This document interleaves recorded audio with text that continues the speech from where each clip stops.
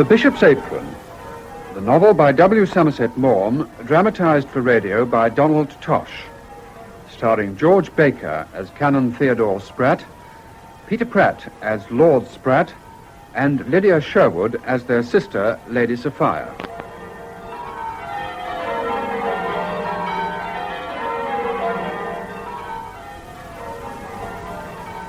It was at a time shortly after the turn of the century that a deeply concerned hush shrouded the sea of Barchester. The hush was more concerned, if less silent, in the Bishop's palace. Come in. Any word, Mr. Dean? The doctor's with his lordship now. Will he live? The doctor's not taken me into his confidence. We can merely offer our prayers for either eventuality. Barchester won't be the same if he passes over. Now, come, Mrs. Caudle. Should Bishop Andover die, I feel sure the see of Barchester will survive. They'll not find his like. That, alas, is too true. However... Oh, dear, we may get one of them new, modern gentlemen. Should Dean Inchforth, or Canon Spratte, or even the Reverend Mr. Runcible succeed to the appointment, I'm certain Barchester will manage to teach them its ways. After all, it coped with Bishop Proudie and his wife. Only just. And I'm positive that between the Archbishop of Canterbury and our Prime Minister, Lord Stonehenge, a conclusion will be reached in which our traditions will not be overlooked. Won't they, Mr. Dean? Won't they?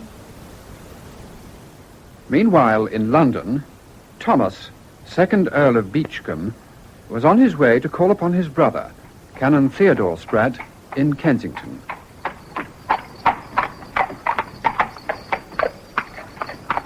Yeah, Governor. Oi! What? You wanted St. Gregory's? That's right, yes. The vicarage? Yes. Well, you're here. So I am. Thank you. Yes. Oh? Oh, thank you, sir.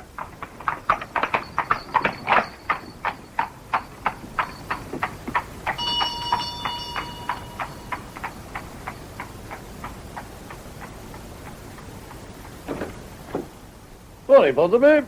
Good morning, my lord. Is my brother expecting me to luncheon? Yes, my lord. He's with Lady Sophia in the drawing room. And you insist on leading me upstairs like a new lamb. Yes, my lord.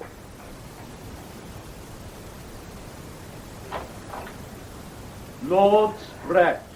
Thomas. Oh, Theo, I hope someone entertaining's coming to luncheon. I've had a deucedly dull morning. Well, I'm only your sister, Tommy, but don't I merit a greeting? Oh, sorry, Sophie. I've been so bored today. I fell asleep in my cab on the way here. Well, there's only the three of us. With Lionel and Winnie, of course. A family party. Than which I venture to think there can be nothing more charming and nothing more entertaining. Cultivating domesticity, Theo. Are you angry to be made a bishop? You take nothing seriously, Thomas. It is a failing of which I cannot but recommend you to correct yourself. Stow it. You know as well as I do the Bishop of Barchester's dangerously ill. I'm told he is dying. He's been in far from good health for a long time. I cannot help thinking that when the end comes, it will be a happy release. I met him once. I thought him a brilliant man. My dear Sophia, Andover had a certain reputation for learning. I never had a great opinion of it. You shared a college at Oxford. He was at least a generation earlier. I'm the last to say anything against a man who stands on the threshold of eternity, but if the truth must be told, he was a doddering old idiot. And a man of no family. So you expect to succeed him? I don't know who there is with any great claim upon the government, but I shouldn't be at all surprised if Lord Stonehenge offered Barchester to me. You'd look rather a tough in leggings, wouldn't he, Sophie?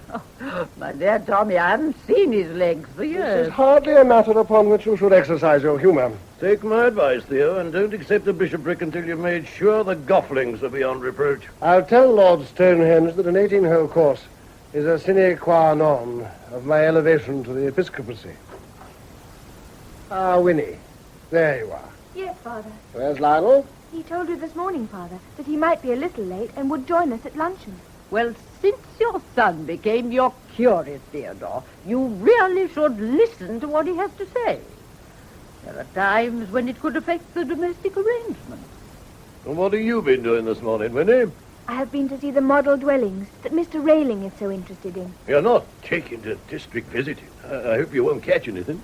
The condition of the poor is very bad, Uncle. I think one ought to do something. Ah. Who is Mr. Railing? One of the Worcestershire Railing? No, just a common or garden railing. A very clever young man, and I think he'll be very useful to me. I notice your actions are always governed by unselfish motives. Mr. Railing is a Christian socialist and writes for the radical papers. I think he has a future, and I feel it my duty to give him encouragement. You do? Nowadays, with socialism becoming a power in the land, when it is spreading into every stratum of society, it behoves us to rally to the church. Christianity is socialism. Theodore, only the family is here. I pride myself upon being abreast of the times. My father, the late Lord Chancellor, was one of the first to perceive the coming strength of the people. I am proud that my family has always identified itself with the future. Advance has been our watchword. Advance and progress. Anyone would think we came over with the conquest. You looked out our name in Debrett. Frequently, I find it excellent reading to fall back on when there's nothing interesting in the sporting papers. Thomas, It's no go, Theo. A man with the name Spratte weren't at Hastings. I wish you would express yourself in grammatical English. I detest slang and deplore the habit of omitting the terminal letter of certain words. Theodore, it is time for luncheon. Come on, Tommy. Oh, dear Sophie. Neither of us may be Sprattes exposed to public gaze, but between us, we try to keep the junior Sprattes remembering their perch. Unworthy, Tommy. We all are. Well, Lionel, did you take the wedding at 2:30 yesterday? Yes, Father. And you delivered those papers he asked for to the bishop this morning? Yes. Oh, that's satisfactory. I'm surprised you find it worthwhile to marry quite poor people. Our duty, my dear Thomas. We have to do our duty. Pass the gravy. By the way, Winnie, I find I'm unable to attend Mr. Railing's meeting this afternoon. You'll be awfully disappointed. He was expecting you to make a speech. I promised Lady Vizard to take tea with her to meet the Princess Wartburg Hochstein. A clergyman's time is never really his own, and the Princess wishes particularly to meet me. People so often forget that even royal personages have spiritual difficulties. I shall write a note to Mr. Railing apologizing, wishing him luck, and, with your permission, Sophia, asking him to tea tomorrow. Is he presentable? He's a gentleman, Aunt Sophia, and he's quite He's remarkably clever.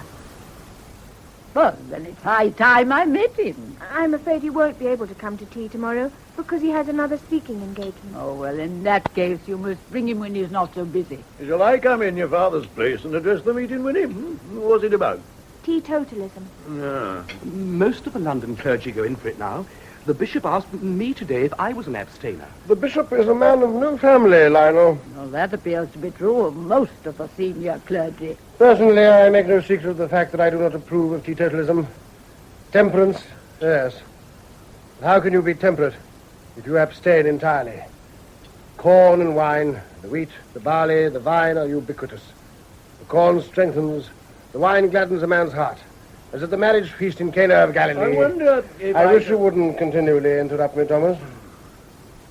He who has solemnly pledged himself to total abstinence has surrendered to society his liberty to choose. Now, what is it you wish to say? I merely wanted to ask Ponsonby for some more potatoes. I knew it was a flippant observation.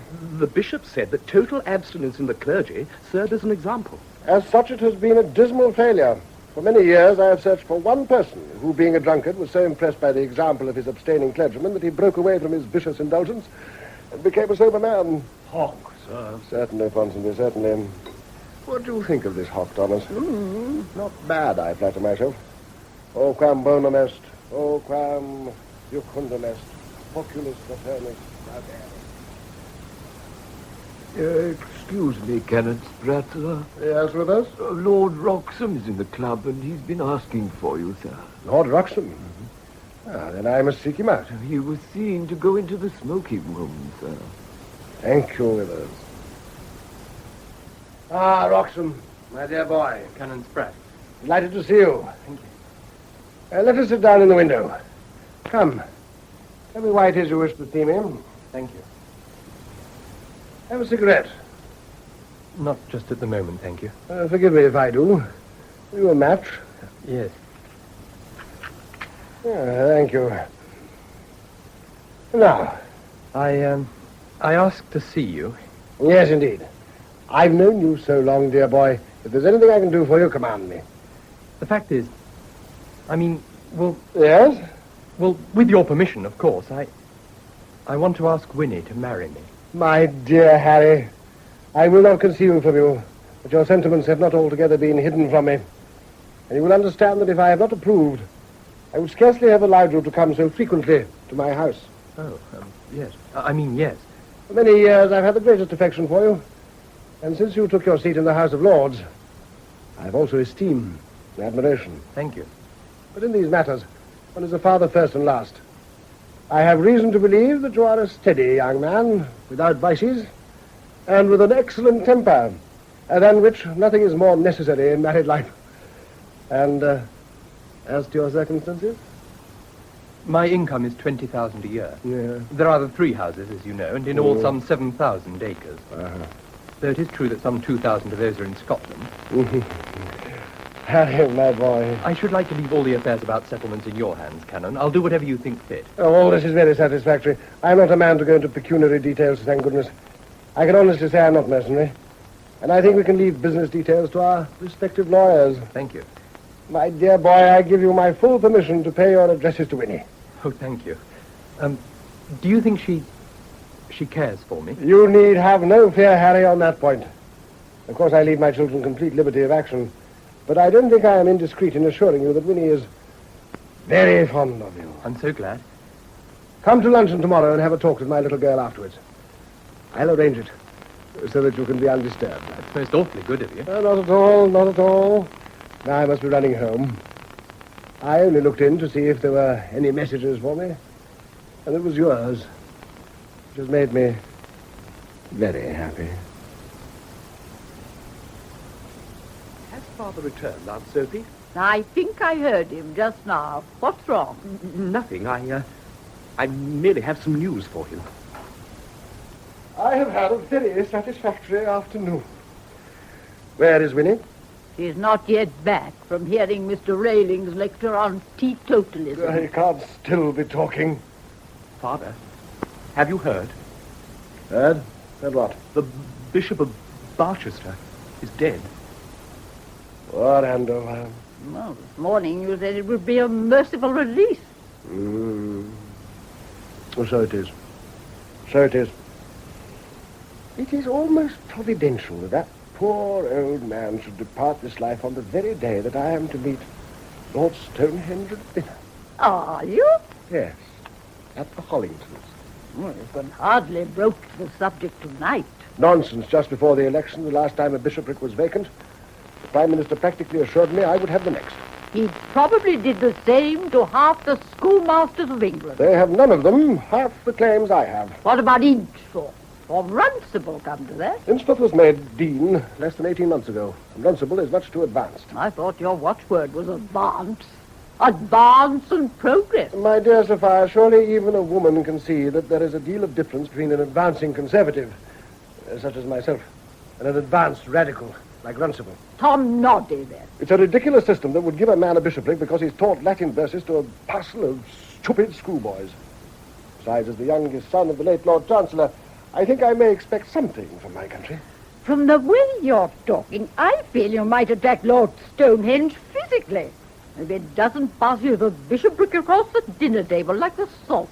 I am not a vain man, but I esteem bashfulness ill-mannered and false modesty to be hypocritical. I honestly think I have a right to some recognition. As my father, the Lord Chancellor of England, often said... Really, Theodore, I wish to goodness you wouldn't talk of him as if he were your father only. Tommy and I have as much right to him as you.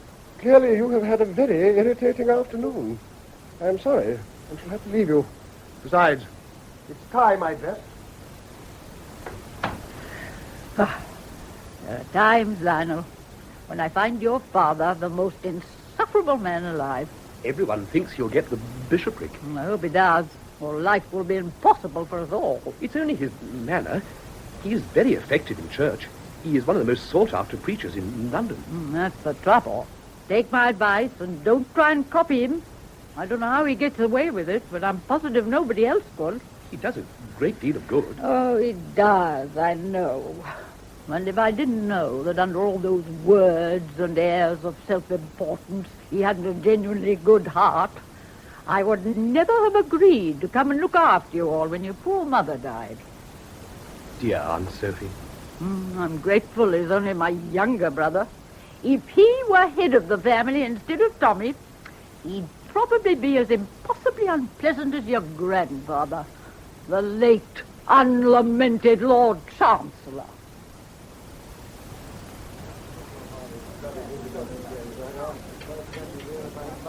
Mrs. Fitzherbert, it's a great pleasure to see you.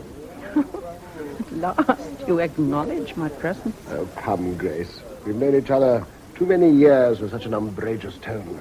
I had begun to feel the Prime Minister's daughter was to have all your attention throughout it. I was privileged to bring Lady Patricia down, but I had no idea I should be so fortunate as to have you on my other side. Besides, I believe you're about to pay me a compliment. I think you grow handsomer every day. Thank you. Now, tell me about Sophie and the children. Oh, I would much sooner talk about you. My dear Theo, as you pointed out, we've known each other far too long. Besides, for flattery to be pleasing, one must be convinced, at least for a moment, that it is sincere. And I've never concealed from you my belief that you are the most desperate humbug I've ever known. Grace, you put me at my ease at once. Now, Theo, tell me about Winnie. She's engaged to Harry Roxham. But that's marvelous news. You must be very pleased and proud. Of course. It's always satisfactory for a father to see his daughter happily married. Harry is an excellent fellow and quite comfortably off. Your understatement does you no credit. As you are fully aware, Roxham is the best parti of the season. How long have they been engaged? He hasn't spoken to her yet. What? But he and I have talked it over, and he's coming to luncheon tomorrow to make his declaration. Winnie hasn't been consulted. My dear lady, do you think that she'll refuse? No. No, she's not her father's child for nothing. I look upon it as quite settled, and so there's only Lionel to dispose of. Lionel? Hasn't he said anything? Said what? Well, unless I'm very much mistaken, he will shortly propose to Gwendolen Durrant. And unless I'm equally mistaken, Gwendolen Durrant intends to accept him. You amaze me. I've never even heard of the girl. Oh, of course you have. She's the daughter of Sir John Durrant. Durrant? The brewer? And one of the leading Conservative backbenchers in the Commons. What? I'd never allow Lionel to marry anyone like that. I believe he's rather in love with her. Sir John is only a Jubilee baronet. I would assume he was a sitting knight. The Durrants are very nice people. And prolific. Gwendolen has 6 brothers. And Durrant was one of 10 children, 8 of whom were boys.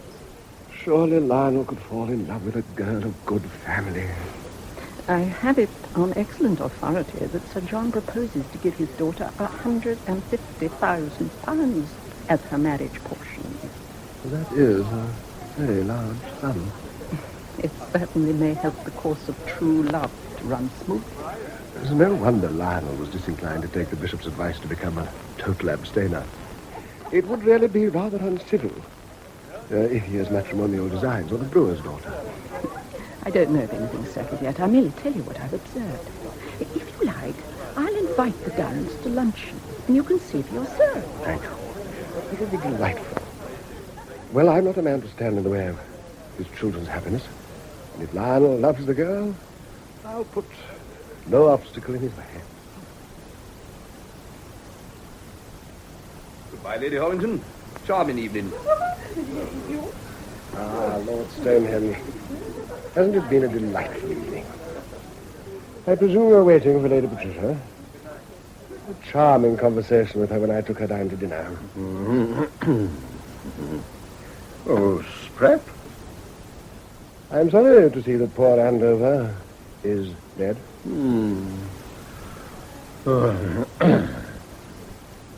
He'll be a great loss, and very difficult to replace. They say that he was the most learned of our bishops. What did he die of? Oh, he was a very old man. My own conviction is that bishops ought to retire like ambassadors. A bishop should be a man of restless strength, active and versatile. To be a bishop, you want as much energy and resource as if you were manager of the Army and Navy stores. Who is manager of the Army and Navy stores? I believe Andover was appointed to Barchester by Mr. Gladstone. How very large those grapes on that table are. Yes. My father, the Lord Chancellor, used to grow very fine grapes at Beachcombe. You know, of course, that he held very decided views about the political opinions of bishops. I can't help agreeing with him. The Episcopal bench, I always think, should be a stronghold of Tory tradition. By the way, Lady Patricia persuaded me at dinner to address a Primrose meeting later this month. Here is Lady Patricia. I hope you've not been waiting in a draft, Papa. Come along. Good night, Canon Spratte. Good night, Lady Patricia. Good night, Lord Stonehenge. Very satisfactory. Thank heaven I'll never be as gross as that.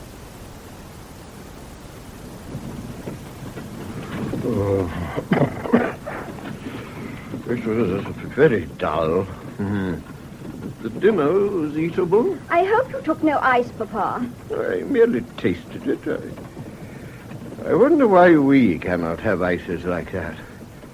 Ours are too cold. Lady Eastney was there, so it can't be true about Sir Archibald. The Horringtons are always so careful. Which was she? The woman with the fat neck? Yes. She sat immediately opposite Canon Spratte. Theodore Spratte wants me to make him a bishop. Well, he'll certainly keep his clergy in order. He's very energetic and clever. I prefer him stupid. I must ask Van Hatton, but I believe I may have promised something for Spratte before the last election. Then you must give it to him and keep your promise. Why, I never thought we'd get in. His father was the most disagreeable man I ever saw. It wasn't his father you promised. I like my bishops tedious and rather old. And their clergy give them plenty to do, and they don't meddle with the government. Canon Spratte is a staunch conservative. He'll only work for us as long as it pays him. Papa, he'll never become a radical. He's too anxious to become a gentleman. I prefer a radical to a liberal unionist. I must ask Van Hatton whether I definitely committed myself.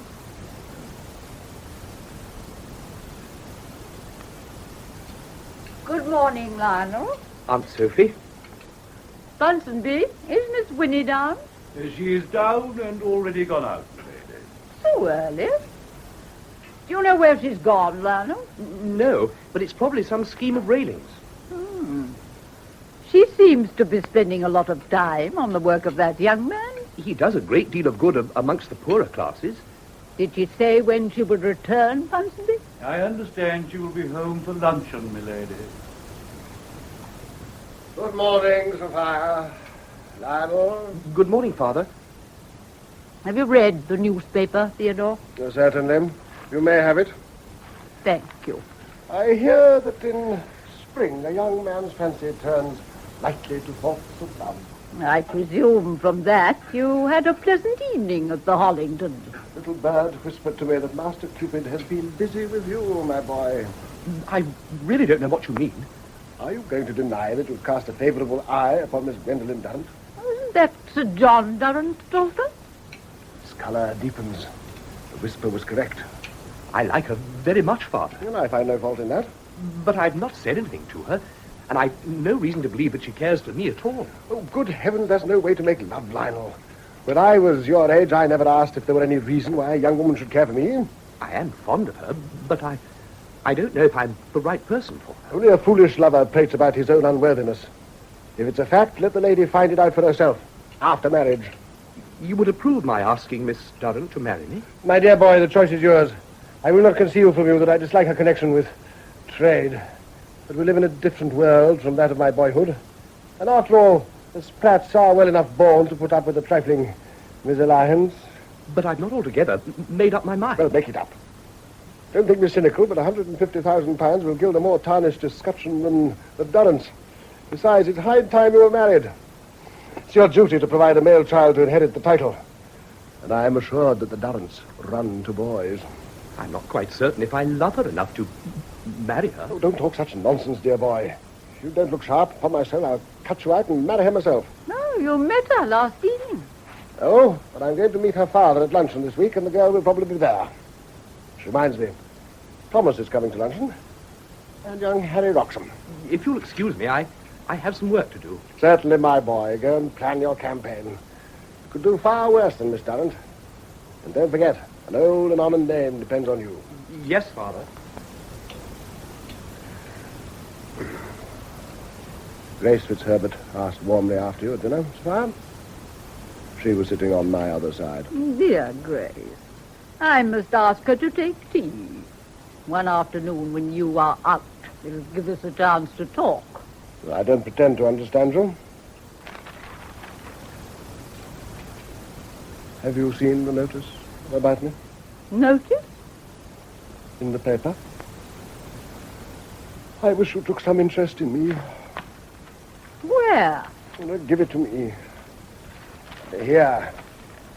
There is no truth in the rumour that Canon Spratte, Vicar of St. Gregory's, South Kensington, has been appointed to the vacant bishopric of Barchester.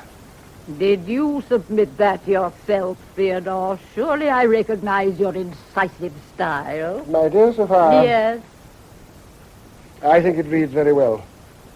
It's brief, pointed, I might almost say epigrammatical. Also, it reminds those in power that there is no more excellent candidate than the Vicar of St. Gregory's. Oh, my dear sister, no one can call me a vain man, but I cannot think myself unsuitable to the position. I'm sure you'd be the last to deny that my parentage gives me certain claims upon my country. Which you took care to point out to Lord Stonehenge last night. On the contrary, I flatter myself I was tactful enough to discuss the most indifferent matters with him.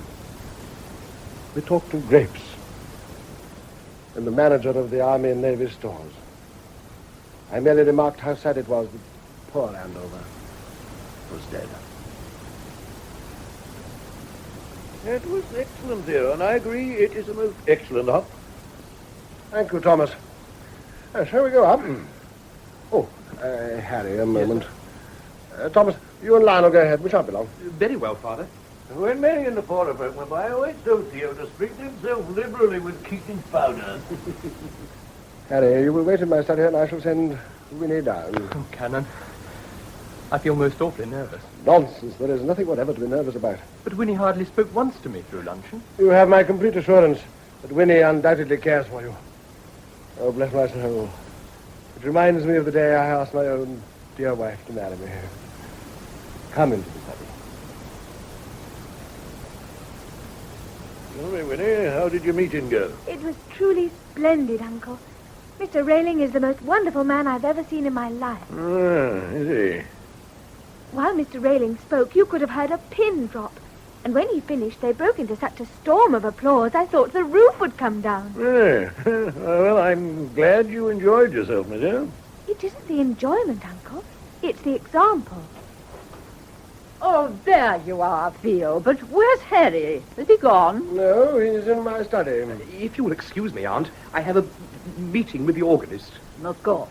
And Lionel, if you can find a tactful moment, you might tell him that the Duchess of Otterton found his playing of the voluntary a little too flamboyant last week. Yes, Father. Oh, dear me, how stupid I am. I meant to bring the paper up with me. Winnie, my love. Yes? You fetch it for me? Certainly, Papa. Thank you. I left it in the study. Oh. But Harry is there. Yes. I don't want to disturb him. You can't do that more than you already do. I think he has something to say to you. To me? What on earth can he want? He will tell you himself, my love.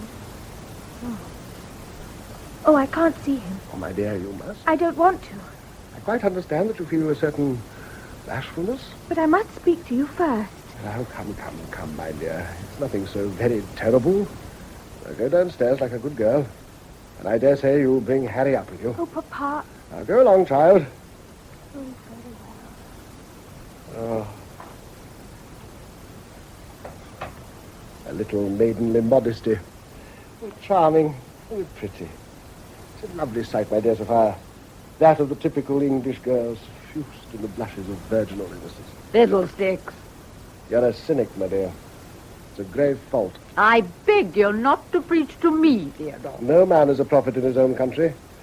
But, Thomas, you will wonder why I sent you that urgent note asking you to luncheon. Not at all. I can quite understand that the pleasure of my company is worth a special messenger. I asked you to come in your official capacity, if I may so call it, as head of the family. My dear brother, merely by courtesy. I am unworthy. The fact is sufficiently patent without you recalling it.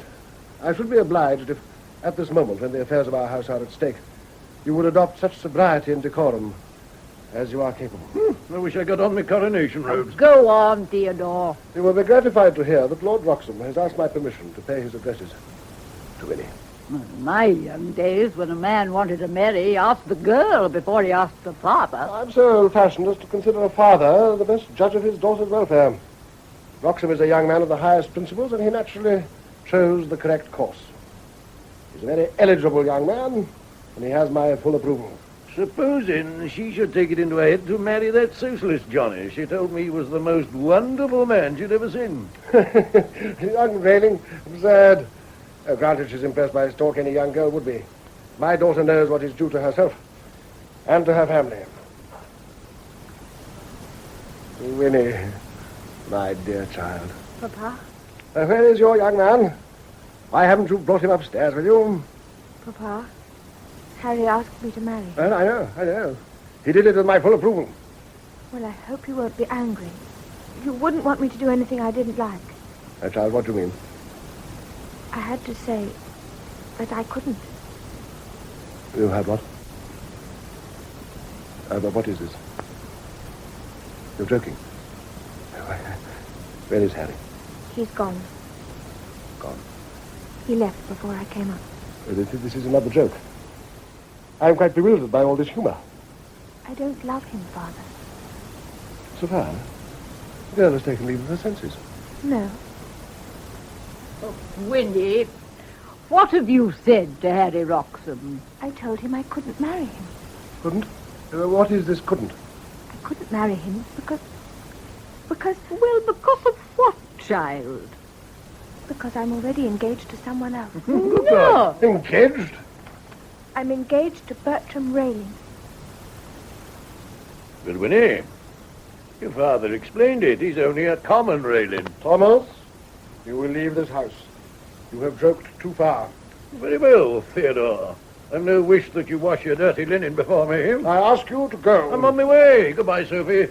Never mind, Winnie. Remember, I'll always back you in something unreasonable. Well, I hope you all have a very nice time. Theodore, perhaps it would be better if I... Sophia. Winifred, am I to understand that you are serious? Yes. You seriously tell me you are engaged, that man, of whom no one knows anything, that penniless scribbler, that rogue and vagabond? You yourself said he was a man of great intellect. He is a charlatan. You said you greatly admired him. That merely proves that I have good manners. Oh, Theodore, you're being ridiculous. Enough. I just had to order the head of our family from the house for indecent frivolity. I hope you will not force me to take other measures.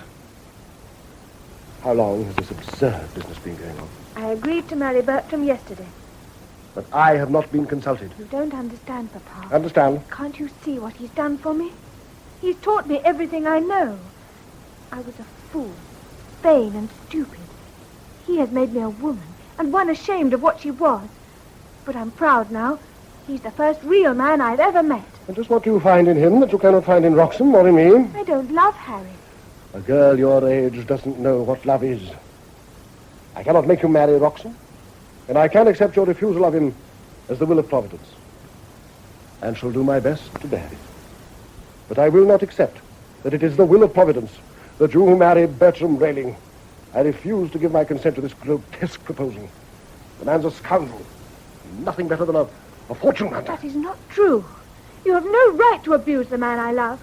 I have given Bertram my solemn promise. I'm over 21 and my own mistress. And what do you mean by that? If you won't give your consent, I shall marry without it. This is my reward for all the affection lavished upon my children. For all their lives, I have sacrificed myself to their every whim. And this is my reward. Winnie, do you know anything about the young man? Has he got anything to live on? We shall both work, Aunt Sophie. And with the extra he makes from his writing, plus the little I have from my mother, we shall live like kings. In a villa in Haunted Rise, I presume. Theodore. Well, I know it's a delicate question, but had he a father, or did he just grow? His father is dead. He was first mate on a collier trading from Newcastle. That, I should imagine, as a profession, is neither lucrative nor clean. Let us be thankful his relations are dead. He has a mother and a sister. Who are they? I don't know or care. He has told me his mother is not a highly educated woman. So I should suppose. Where are they? They have a little house in Peckham. Revolting. I wish to hear nothing more. Papa, please don't go. I know you love me, and I love you. Next to Bertram, I love you better than anyone in the world. You say you love me. How can you cause me such pain? Papa? I change nothing that I have said. I will leave you to your reflections. It is only from a regard to your sex, and out of respect for the memory of your dead mother, that I don't tell you I consider you more than stupid. I consider you vulgar.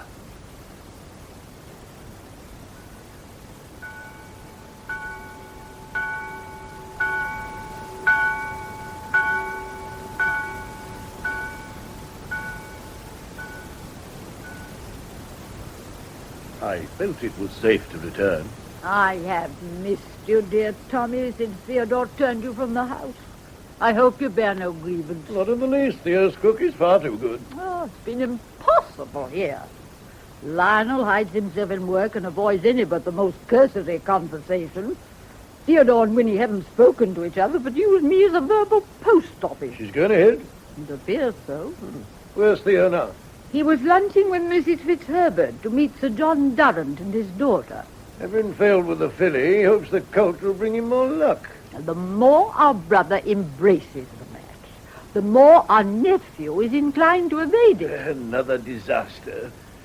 Oh, well, any word about Barchester? No. Theodore will fight Winnie's marriage, and he could claim a victory, yes. Oh, Winnie's like her father and grandfather, obstinate. I can't see her giving in. She may not give in, but allow her the woman's privilege of changing her mind. Where's Theo? Perhaps I shouldn't stay. Oh, don't be such a coward, Tommy. You've got to see him sometime. I'm not one for upsets. Never have been. Too uncomfortable and too unnecessary. You're too late. Pity I'm too young to jump from the window.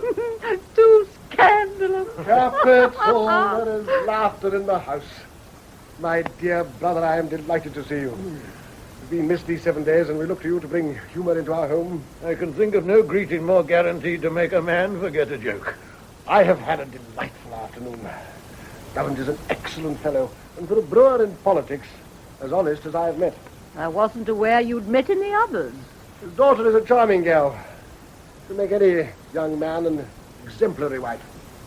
Though his father, and shouldn't say it, she's worth 6 of Lionel. Well, let us hope she isn't aware of it. And where is Winnie? Winnie? My daughter, your niece. There has been a slight misunderstanding between us. It is time it was settled. Well, she's with Mr. Rayling. She told me she was to meet his mother this afternoon. Excellent. What do you mean? It is only proper that when a young woman becomes engaged, she should meet the relations of her fiancé. Are you agreeing to the engagement? One must allow one's children, after they have passed a certain age, to decide some matters for themselves. You never have before. Though a clever woman, Sophia, you're not quite so clever as your humble servant. Thomas, with all these matrimonial schemes, are you going to cling to bachelordom? In your position of head of our family, you are aware you must marry money. No, if that was so, I would like a shot. What I object to is marrying a wife. Now, if you forgive me, I've an appointment in Westminster. Westminster? Then we must not keep you from your duties in the house. The house is a public one, and the appointment concerns some horses. Goodbye, Sophie. Good gracious. I believe Thomas was offended by my raillery. Well, what has happened? Why, after a week of meditation, do you now make jokes in doubtful taste? I hope I don't do that so far. Some mild teasing will only lighten the atmosphere of ponderous thought that has filled this house since certain serious decisions were taken. It shall do nothing but good. When is Winnie expected home? Shortly. She was only having tea with Mrs. Railing. Then I must wait with patience for her return. Ah, Winnie. Back from the wilds of farthest Beckham. Hello, Father. You don't look too well, my dear. Hope you're not sickening for something? I have a slight headache. Oh, my child. I'm sorry. I hope that your long journey hasn't been too much for you. No. And how was your prospective mother-in-law? Mrs. Railing was very kind. Of course. Though I imagine she wasn't polished. I didn't expect her to be. True disinterestedness is such a beautiful thing. And in this world, alas, so rare. I mean to marry Bertram, Father. Oh, my darling girl. Whoever suggested you shouldn't? Do you mean that? I'm not a hard father, my dear. And seeing that you have set your heart upon it and have now faced up to meeting your future relations, I withdraw my opposition completely. Oh, Papa, thank you. By the way, do they call him Bertie? Yes? I thought they would. But tell me about Mrs. Railing. And the sister, isn't it? Yes. But Louise Railing wasn't there. She works in a library. Very estimable. But the mother, ageless, I presume. Yes. But she was very kind. So you told me. And I have no doubt you'll accustom yourself to their little eccentricities of diction, or to their slight vulgarities of manner. And this will be all the easier if you have found already the warmth and charm which lies beneath them. Yes, Papa. Oh, my child, you're clearly tired from your journey. Why not take a rest? Oh, before you go up, what is the address of Mrs. Railing? The address? What do you want it for? Oh, come. Nothing improper, is it? It's Balmoral, Rosebery Gardens, Gladstone Road.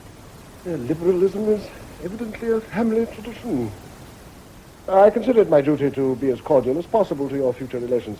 I shall ask Mrs. Railing and her daughter to tea. Oh, Father. Well, I feel that your uncle should meet them. Father, you don't know what they're like. I don't expect to find them highly educated, but from all you've told me, they appear to have good hearts. I'm fully prepared to like Mrs. Railing, my dear. But, Papa, please don't ask anyone else. She drinks. Well, we all have our failings in this world. Pa, I hope you don't think I can break my engagement with Bertram. I've given him my solemn promise. Theodore, either tell us what is in that letter you keep waving about in that idiotic way, or put it down. My dear Sophia, I don't know what you mean. This is a note from Mrs. Railing saying she will be delighted to come to tea on Thursday. You're continuing with this charade. I don't pretend to understand you. Lionel, my boy, you will have to take the 2 funerals that afternoon. Certainly, Father. Whose are they? Persons of no consequence, but they require burial. As a matter of fact, I believe one of them was our fishmonger. I thought the fish had been inferior the last few days. Is Winnie going with you, my boy, to the Cramptons' ball tonight? Yes, Father. Good. Then I shall accompany you. What are you up to, Theodore? You don't like balls. You always say there are far too many people. There are times one feels in need of a change.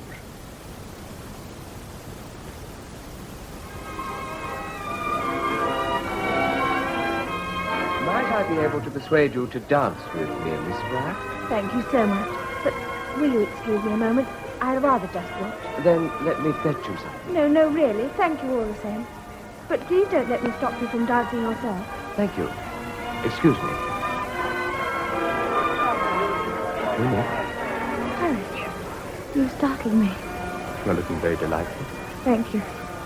I knew I should find you here. That's why I came. You're not angry with me. I wanted to see you so badly. Good heavens, no. Why should I be angry? You've as much right to come as I. I can't keep away from you. I didn't know I loved you so much. Please, Harry. We've been friends for ages. It would be absurd if we couldn't see each other again just because of the other day. I couldn't take your answer as final. Oh, I don't want to bother you and make you miserable, but don't you think that after a time you may get to like me? I told you the other day it was impossible. I know, but then I couldn't say what I wanted.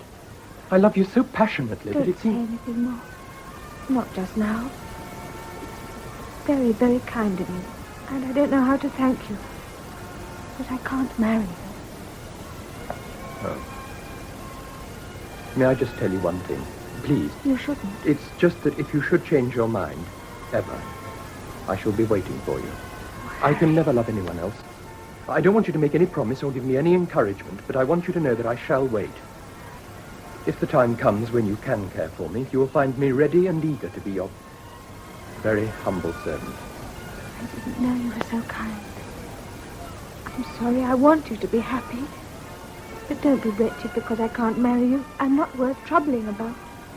Is there something the matter? I have a slight headache, that's all. Excuse me if I slip away. Goodbye, dear Harry. I shall never forget your kindness. Roxham, my dear boy, I'm delighted to see you. What a crowd, isn't there? I've been dying to find someone to have a quiet cigarette with me. Will you join me? Certainly, Danny.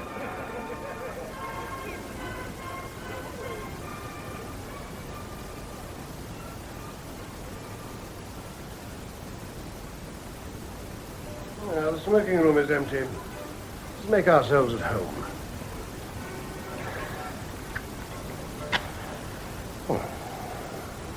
I've been talking with Winnie. Have you? Well? I don't understand her. No, my dear fellow, there's nothing to understand.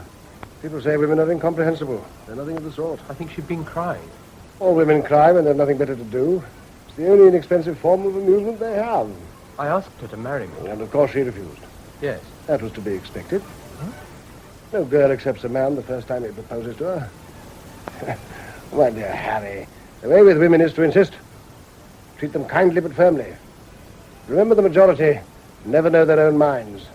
Between you and me, the majority haven't much mind to know. But Winnie's so different from other girls. Nonsense. Every man thinks the girl he wants to marry is different from any other. There's nothing of the kind. The women are much of a muchness, especially the pretty ones. No, my dear Harry, you have my full approval and my assurance that Winnie undoubtedly cares for you. What more can you want? Hammer away. Propose to her, in season and out. Ask her morning, noon, and night. Insist upon marrying her. Sooner or later, she'll say yes and think herself a prodigious fool for not having said so before. You're very encouraging. Now, what do you propose to do? I don't know. My dear fellow, God helps those who help themselves. You want to marry my little girl, and I want you to marry her. But what can I do? Well, I see I must help you a little. Come and have lunch with us on Friday. Come early. I have reason to believe you'll find Winnie in a very different state of mind. I don't want to be a bore. But don't talk such nonsense. You won't be. Now, I advise you to go home. Have a good night's sleep. Thank you. Thank you very much, sir.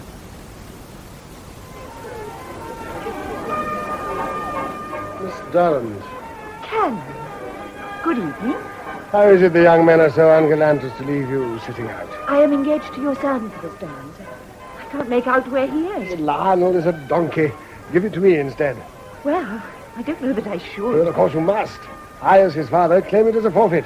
Very well. Thank you. Gwendolen, I'll cut you out, dear boy. I'll cut you out. Come, Miss Durrant. You were rather unkind to him. Nonsense. To teach him to be more punctual. If I'd been engaged to the belle of the evening, I wouldn't have kept her waiting for a single moment. You dance better than Ryan. You mustn't think that because my hair is nearly white, that I am quite an old. Possibly.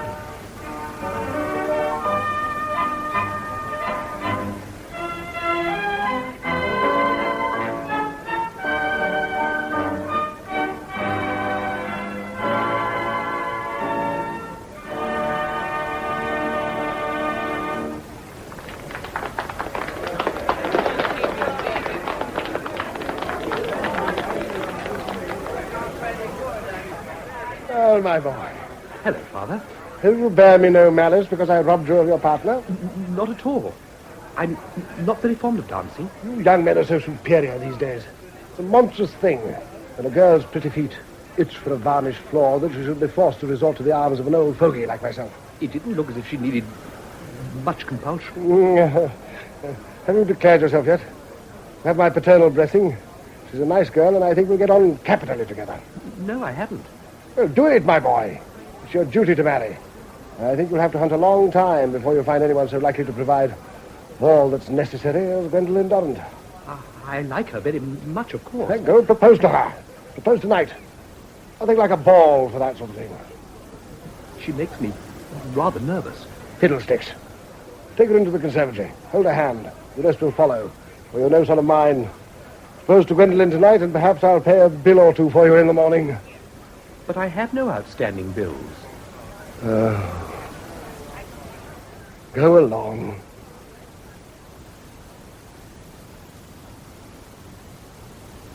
You heard? Yes. He read it like everyone else in the morning paper. The announcement that Dr. Gray had been appointed to the vacant bishopric of Barchester caused breakfast to be shrouded in a black cloud of purple vituperation. The habit seems to be catching. Well, in this house it isn't surprising. Poor Theodore.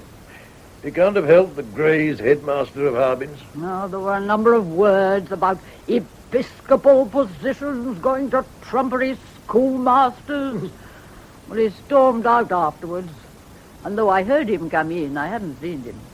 Well, I told him when Andover died not to expect too much. He never listens to us, my dear. He listens. He only hears what he wants. Is the Railings Tea Party still going ahead? Oh, yes. This afternoon at 4 o'clock. I hope when his new relations are entertaining, or we're in for a sticky afternoon. Excuse me, milady. Sir John Durrant has called to see the canon. Isn't he in the study? No, milady. Oh. Well, show Sir John in here. And go and look for the canon. I'm sure I heard him come in. Very good, milady. Do you think Lionel's proposed at last? Oh, it's not possible. He hadn't this morning. And he's spending the day taking funerals. Sir John Durrant. Lady Sophia, I apologize for bursting in upon you like this. I had hoped to find the canon at home. Oh, Sir John. My brother is in, and he should be down directly. Do you know my elder brother, Lord Spratte? How do you do, sir? Delighted to meet you. Can we be of help? I'm afraid not. I've come to thank Canon Spratte for saving my daughter's life. Theo did? This morning, in the park. Her horse was frightened, tried to throw her, and would have bolted if it hadn't been for your brother. My dear Durrant, do forgive me. I was upstairs. Not at all, sir. I've just seen Gwendolen, and she has told me of your bravery in saving her from a nasty accident. It was nothing, I assure you. I happened to be near. I don't know how to thank you. There is no need, and I am flattered that you should call upon us. But if you will allow me to say it, I think it is incautious to let her ride alone. I've offered to accompany her tomorrow. Oh, that is most good of you, Canon. Gwendolen refuses to ride with the groom. But I'm afraid that you will find it a great bore. Not at all. I assure you it will be a great pleasure. Some time ago, my doctor advised me to take horse exercise, and I shall be only too glad to have someone so charming to ride with. It's generous of you to say so. Think no more of it. Please take a glass of sherry with us. Thank you.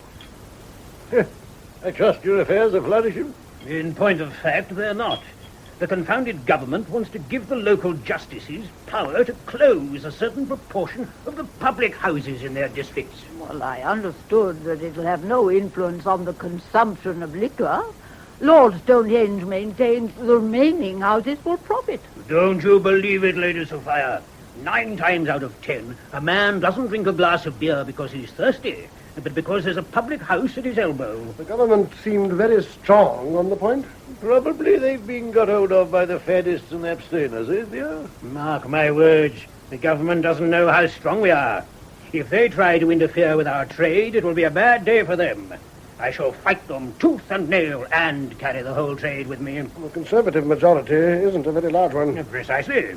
It's in a wobbly state, and if they put my back up, I won't answer for the consequences. It would seem, Durrant, that you have Lord Stonehenge over a barrel. It could be, but I mustn't be tedious. Forgive me. Thank you again, Canon, for what you did for my daughter. If you'll excuse me, I'll be leaving you. Well, you must come to dinner one evening, Sir John, and bring your daughter. Both my brother and his son speak so highly of her, I can't wait to meet her. It will be a great pleasure, Lady Sophia. Goodbye, Lord Spratte. Canon. Goodbye. Sensible fellow in a sensible business. You appear to have been very courageous this morning, Theodore.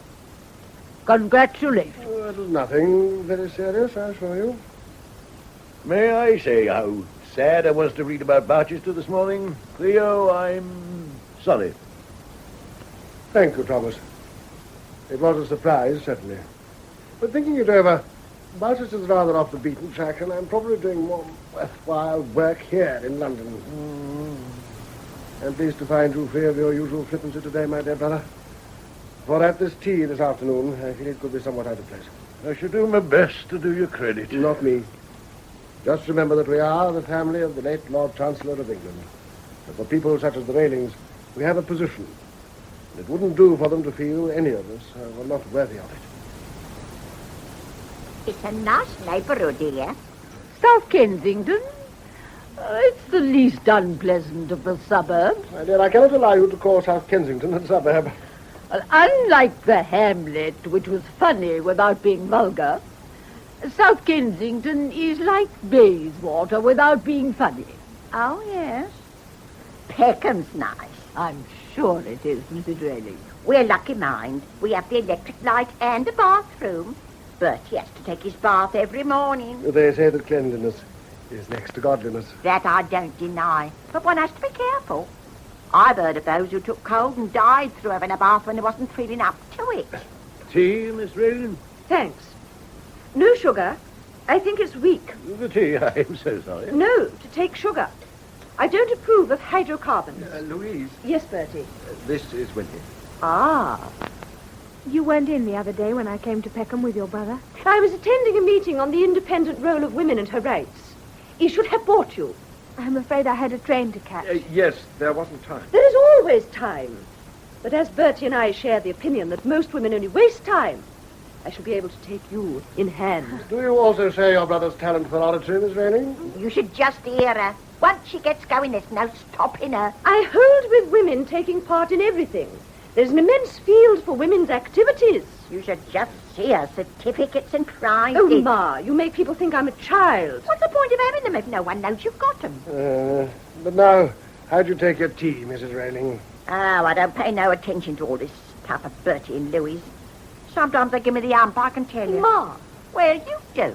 Do mind what you're saying. It's always the same, Your Grace. When your children grow up and get on in the world, they want to turn everything upside down. What do you think Bertie wants me to do now? I can't imagine. He wants me to take the pledge. Mother. It's true. But what I say is, Your Grace, I'm an hard-working woman, and I want me to drop a beer now and then. When I was left a widow, I had to work hard to bring up the 3 children and make ends meet. You have another child? Oh, there's poor Florrie. She's my eldest. Ain't quite right in the head. So we had to send her to the asylum.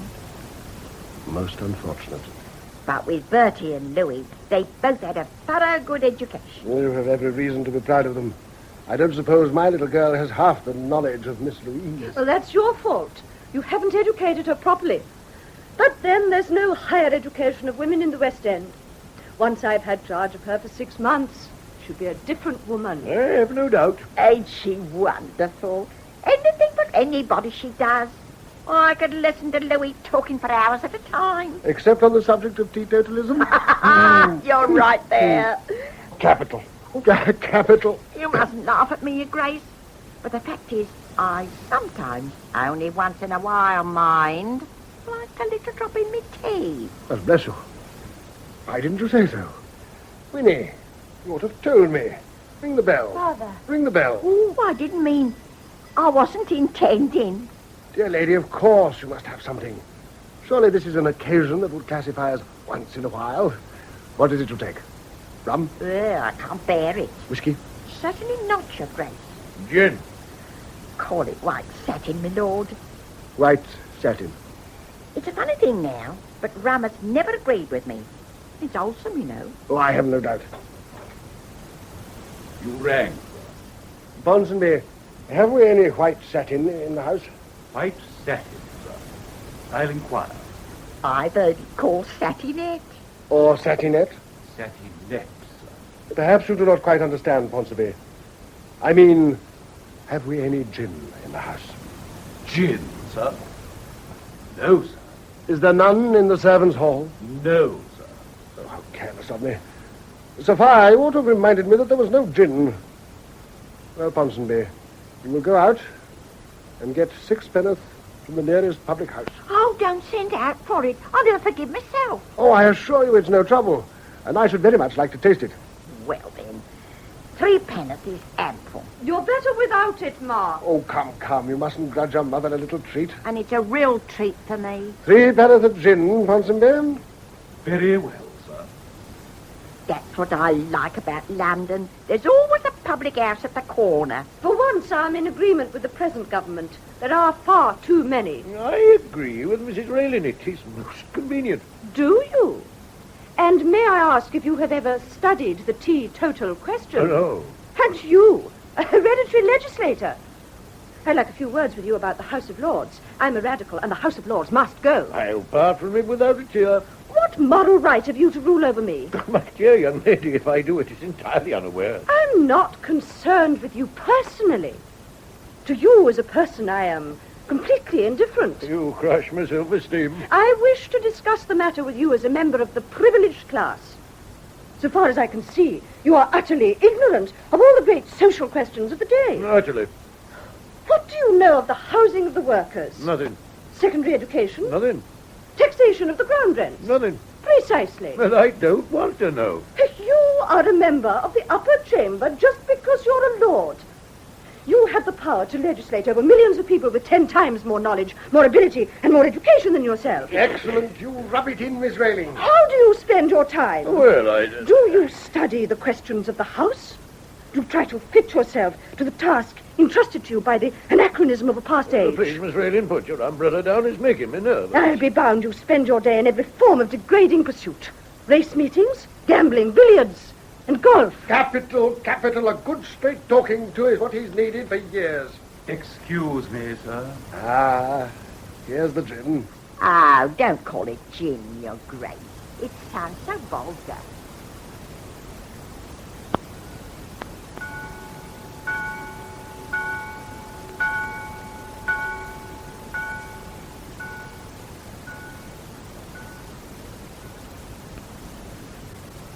Will you come this way, sir? Thank you. The Canon Spratte will join you in the drawing room presently. Lord Wroxham, Miss Winifred. Oh, hello, Harry. Hello, Winnie. You look very charming arranging those flowers. Thank you. What does it come to? He loves me not. It's not true. He loves you passionately. He always will. Won't you speak to me? What do you want me to say? Anything. Or nothing. I only want for you what you want for yourself. Oh, Harry, I'm so dreadfully unhappy. I don't know what to do. Can't you love me, Winnie? Did you mean it when you told me never to hope? Was it only a week ago I said that? 9 days. Oh, I utterly despise myself. But why? Why? Do you really care for me? You're all I care for in the world. You're my very life. I love you with all my heart and all my soul. I think I like to hear you say that. Oh, Winnie, I want someone so badly to care for me. tell me what's the matter. I may be able to help. Dear Harry, you're so kind. Far nicer than I ever thought. Please, don't torture me. Do you remember when I first saw you? You came here from Eton with Lionel, and you were dreadfully shy. But we became great friends. How angry you used to get when I beat you at tennis. You never did, except when I let you. That's what you've always said. But I didn't believe you. Do you remember when I used to punch you up and down the river? How frightened I was when you fell in. That's not true. You roared with Oh, laughter. what lovely days those were. But we used to quarrel quite dreadfully. Only for the pleasure of making it up. I wonder when you first began to like me. I've never liked you. I've always loved you. Passionately. Even when I wore a pigtail and had square-toed boots. Even then. And I always will. I can't live without you. Are you sure? Say you'll marry me. I'll do anything to make you happy. Dearest Winnie. Kiss me. I love you. My dear, how delightful to see you. I'm sorry I was delayed. Parochial business, you understand. May I tell him? Yes. Canon Spratte, Winnie has just promised to be my wife. What? Oh, my dear children, I'm delighted. All's well that ends well. I told you she was devoted to you, my boy. Trust me for knowing a woman's character.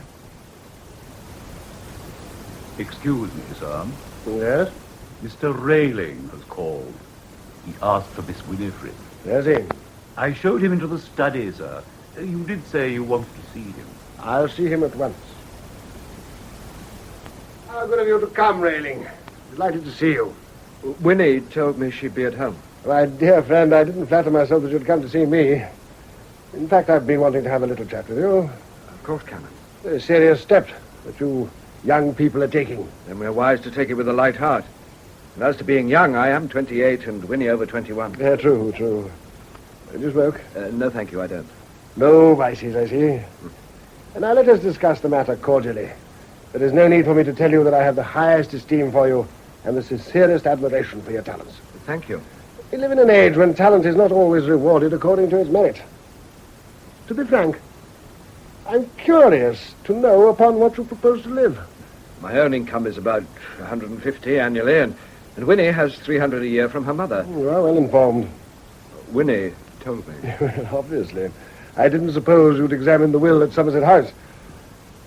You imagine that Winnie will be content to live on £450 a year. It's 3 times as much as my mother had. Possibly. But your mother, a most excellent and delightful person, Rayleigh, don't misunderstand me, has moved in a rather different stratum of society from my daughter.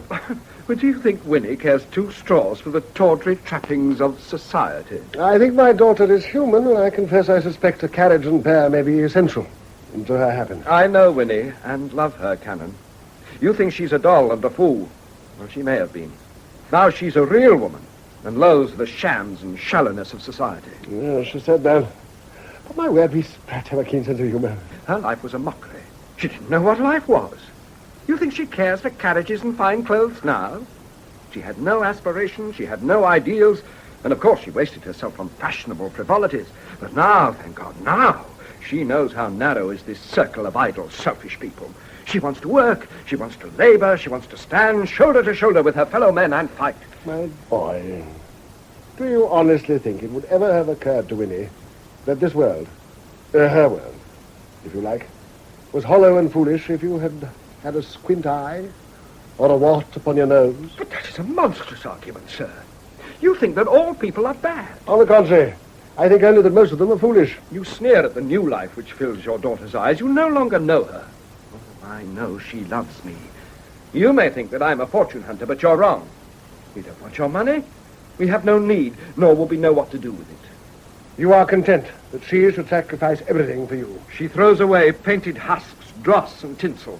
She gains the whole world. Which means you, in a villa in Peckham. Upon my soul, you are very modest. What are you driving at? Well, out with it. I beg you to observe the conventions of polite society. Conventions? It is the duty of any father to inquire into the circumstance of a young man who proposes to marry his daughter. Oh, I know you despise me, but don't humbug me as well. Mr. Railing, I solemnly ask you to give up my daughter. After mature consideration, I have reached the conclusion this marriage is impossible, and I will never give my consent to it. We'll do without it. We're both free. Winnie has promised to marry me, and by God, she shall. It is painful for me to have to talk to you in this manner. It is true that a short time ago I gave my provisional agreement to your engagement, and it is understandable you should find it strange if I now refuse it. But certain facts coming to my knowledge force me to do so. Your eldest sister is unfortunately in a lunatic asylum. I regret the misfortune. But with insanity in your family... But that's absurd. Florrie had an accident as a child. She fell down. Since then, she's been... Not quite right in the head, as your mother put it. Every child falls, but the entire human race is not so imbecile as to need restraint. I don't believe a word you say. You produce this for want of anything better. It is, as I've said, sir, pure humbug. Tell me the simple truth, if you can. Are you quite sure that Winnie cares for you? As sure as I am of my own life. It is my painful duty to inform you that you are mistaken. What? Winnie has realized she has misjudged the strength of her affection. I don't believe it. Mr. Railing, you exhaust my patience. Well? Winnie has requested me to tell you that she finds she doesn't care enough for you to marry you. She deeply regrets the unhappiness she has caused and asks you to release her. It's a lie. You will have the goodness to remember that I am a minister of the church. You forced her to do this. I know she loves me. You may think what you like. The fact remains, she wishes to break off this engagement. You tell me I am a man of honor and then treat me like a lackey. My whole life's happiness is at stake. It is not true. On my honor as a gentleman. Then let her tell me herself. She has gone out. But she was expecting me. Precisely. She chose not to be here. Doesn't that show you that I have spoken the simple truth? I wish to spare you both a painful scene. No, I can't believe you. What an escape. What an escape. Hello? I am. You see in the paper this morning? As you insist on being the first to read it, and have not yet seen fit to pass it amongst us, I can't see how we could have. What is it, Father? A dreadful thing has happened. Dr. Gray has had an apoplectic stroke and died last night. Poor man. He hasn't enjoyed his bishopric long. I look upon it as a judgment of Providence. What on earth do you mean? I said at the time he was not fit to go to Barchester. I've no doubt the strain and excitement proved too much for him. You see, I was right. When will men learn to put a rein upon their ambition? Especially when such as you set them such a good example. You are talking nonsense again, Sophia. If you'll excuse us, I would like a few words with Lionel. Certainly. I'll go and speak to cook. Now, Lionel. Yes, Father? I think you have shilly-shallied long enough. I want to know what you intend to do with regard to Gwendolen Dunn. To do with her? Oh, good Lord, man. Not a perfect fool, are you? We've discussed your marriage to her ad nauseam. We've hardly spoken of it. Don't quibble. It's not fair on the girl to keep her dangling like this. Are you going to marry her or not? Well, there's no hurry. On the contrary, there's the greatest possible hurry. Why? With every reason to believe that someone else is thinking of proposing to her. Oh. Well, I don't think she cares tuppence about me. Lately, whenever I've seen her, she does nothing but talk about you. Well, there are less diverting subjects for conversation. One can have too much of a good thing. If you don't look sharp, someone will step in and cut you out. I warn you candidly. I shan't break my heart. I don't know what young men are coming to. No spirit, no enterprise. And you've been warned. So you mustn't be surprised whatever happens. Well, if you want her in the family so much, I wonder you don't marry her yourself. Well, what would you say if I did? I'd wish you luck. Well, let me tell you that a man of 50 is in the very flower of his age. Where are you going? Out!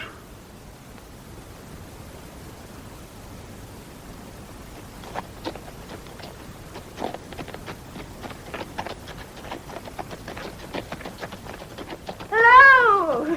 I've given you up for today. I thought you hadn't been able to come. Ah, Miss Durrant, would you have been disappointed if I hadn't? Awfully. Oh, you make me regret I'm not 25. Why? Because if I were, I should promptly ask you to marry me. If you were, I should probably refuse you. Yeah. Come on!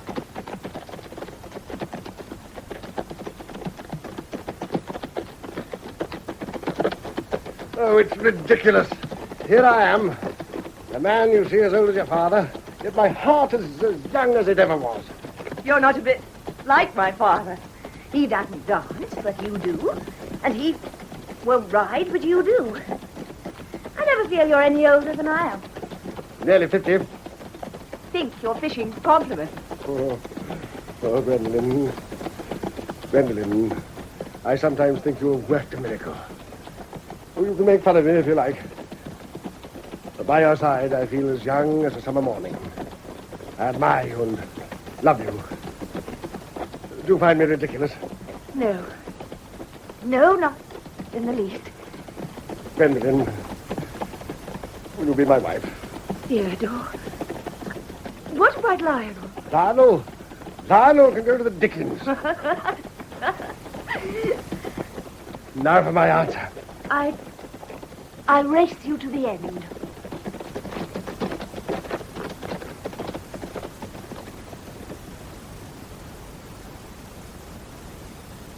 It's all settled then. I'm satisfied, and you tell me that you're satisfied. My dear Darren, your generosity overwhelms me. I promise you I'll do my very best to make her happy. I don't know what you've done to the girl. She's quite infatuated. Oh, she's made me the happiest of men. And I am delighted that something good has happened to brighten up these past grey weeks. They're going ahead with the public house legislation. They are. And the devil of it is that if we in the liquor faction go against it, the government will fall. We are as strong as that. We are. And they're all looking to me for a lead. The cartoonists are having a field day. Did you see the one in the Morning Post of Stonehenge on his knees, bowing to me dressed as some Turkish pasha, sitting on a beer barrel? No. Whatever they say, he's not going to give way. And then he can always point to me and say I was the one who split the party and brought us down. And you don't want to? If there was an election tomorrow, we'd all be out and out here. To Stonehenge, it's a small domestic matter, and we've no right to stand out like this. But it's our business he's attacking. You'll do irreparable harm to the party if you do stand firm. I know. My dear fellow, I'm full of sympathy for your thinking. But if the Liberals got into power, you would have to face much more serious legislation. I've spent a long time on this, and will no doubt spend a lot more. If there is anything I can do to help, you have but to call on me. You know that. Now, if you'll forgive me, I must thank you for the delightful luncheon, and with your permission, I will go upstairs and say goodbye to Gwendolen. You're not going? Unfortunately, I must. I have a busy afternoon ahead of me. You can imagine that it is not without weighty reason that I tear myself away from this house, which now holds my heart. Put like that, I suppose I must let you go. You're a clever man, Theodore, and the first understanding clergyman I've ever met. You should be a bishop. Thank you. It is an honor which I may yet be granted. I hope we can see you for dinner. Alas, no. Not this evening. It is impossible. Winnie is returning from the country. She is to marry Roxon, as you know, and she's been visiting his mother. And it would be unkind not to dine at home. Very well. But when will we see you again? May I call later this evening for about half an hour? I look forward to it.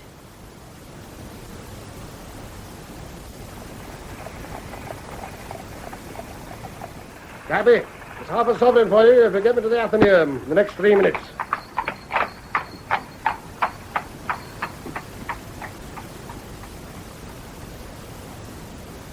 Good afternoon, Lord Stonehenge. Oh, Spratte. Did you see this cartoon in the Morning Post? Oh. A ticklish situation, this one with the brewers. He's been lunching with Durrant. He's rather sore about it. Eh? Oh, I hope he won't do anything rash. I have some influence with him, and of course, I'm doing my best to persuade him not to kick over the traces. I hear your son's to marry Durrant's daughter. I've been misinformed. I am going to marry her. You? I needn't tell you. I'll do all in my power to bring Durrant to a reasonable state of mind. At present, he's wavering. Well, I suppose you know if he goes against us, the others will all follow. Yes. The results will be, awkward. You heard Gray's dead? I have. Would you like to go to Barchester? Barchester? Oh, excuse me, Lord Stonehenge, but this telegram has just reached me. Huh? Oh, forgive me for interrupting, Spratte. Not at all. They've just wired me, most unfortunate, but the Bishop of Sheffield died in his sleep last night. Did you know Dodge Thornwood? I met him only once. A sad loss. Thank you for letting me know, Poole. Thank you. Not at all. Forgive me for interrupting with such sad tidings. It'll need a strong man to succeed him. Well, Spratte, you haven't answered my question. Your question? Do you want Barchester? Lord Stonehenge, it is very good of you to make the offer, and I need not say how sensible I am to the honor. But if I may put it frankly, I don't think I can be of much service in a dead and alive place like Barchester. I have a passion for work. I can't live without plenty to do. If I'm to leave London, I feel it should be for a place that offers ample scope for a man of my energy. A place where there's a vigorous civil life, where one might feel oneself at the center of this busy and modern world of ours. Advance and progress are my watchwords. I see. But it is too bad of me to take up your time like this. You have so little time for private thought and contemplation. I shall be seeing Durrant again this evening, and shall do what I can to persuade him to put his business interests behind his political ones. I see. It's good to see you back from Castle Tenga, Winnie. How are you? I'm so very happy, Uncle. You're looking positively radiant. Where's Theo?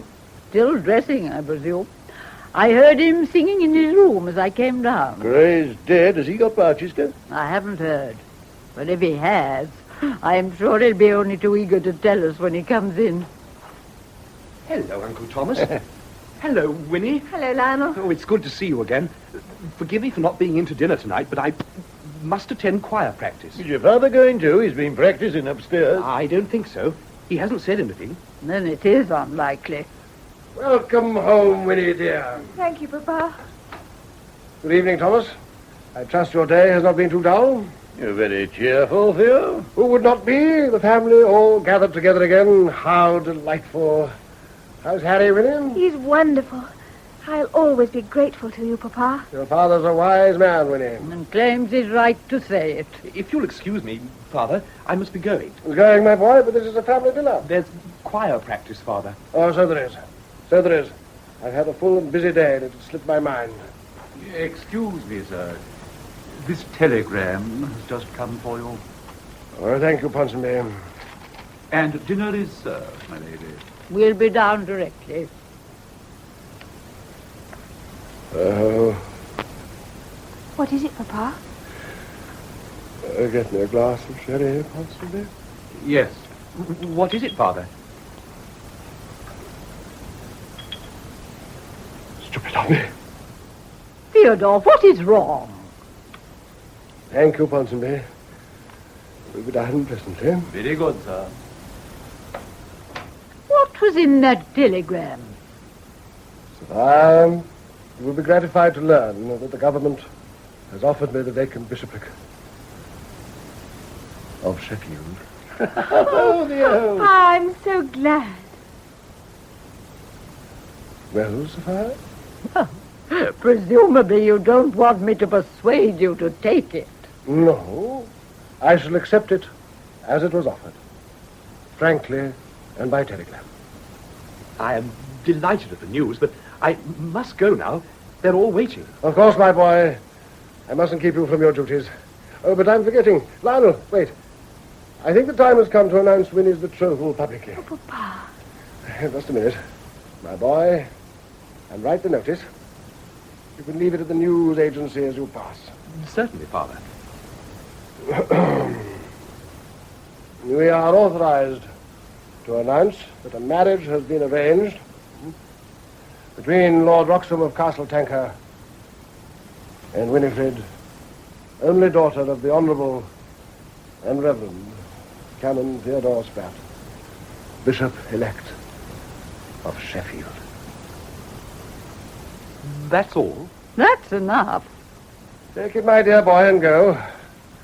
I fear you are made very late for your choir practice. Yes, Father.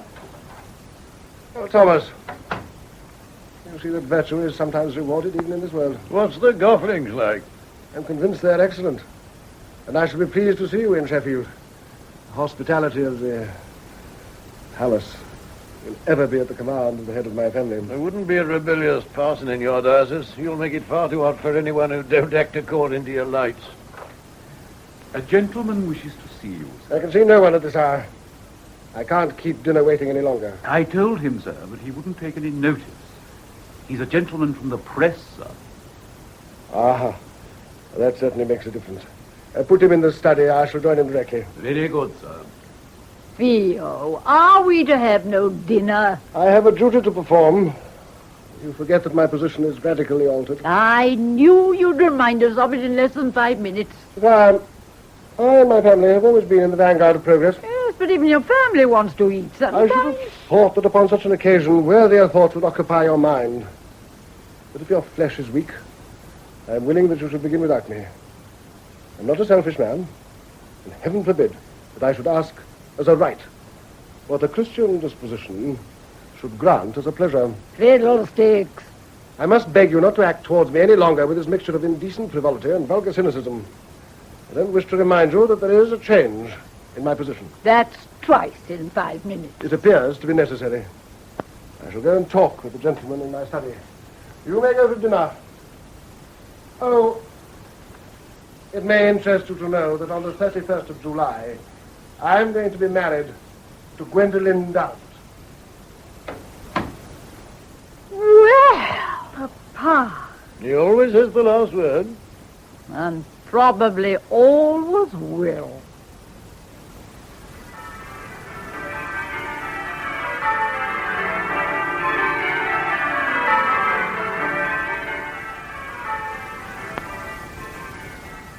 In The Bishop's Apron, you heard George Baker as Canon Theodore Spratte, Peter Pratt as Lord Spratte, and Lydia Sherwood as Lady Sophia Spratte. Winifred Spratte was played by Pat Pleasance, Lionel Spratte, John Rye. Lord Wroxham, Geoffrey Beavers. Mrs. Railing, Nora Blaney. Bertram Railing, Michael Spice. Louise Railing, Joe Manning Wilson. Lord Stonehenge, Noel Iliff. Lady Patricia Stonehenge, Ursula Hurst. Sir John Durrant, Martin Friend. Gwendolen Durrant, Sheila Grant. Mrs. Fitzherbert, Betty Bascom. Mrs. Caudle, Marjorie Forsyth. Ponsonby, Dennis McCarthy. Bishop Poole, Leslie Heritage. The play was dramatized for radio by Donald Tosh from the novel The Bishop's Apron by W. Somerset Maugham. The production was by Graham Gould.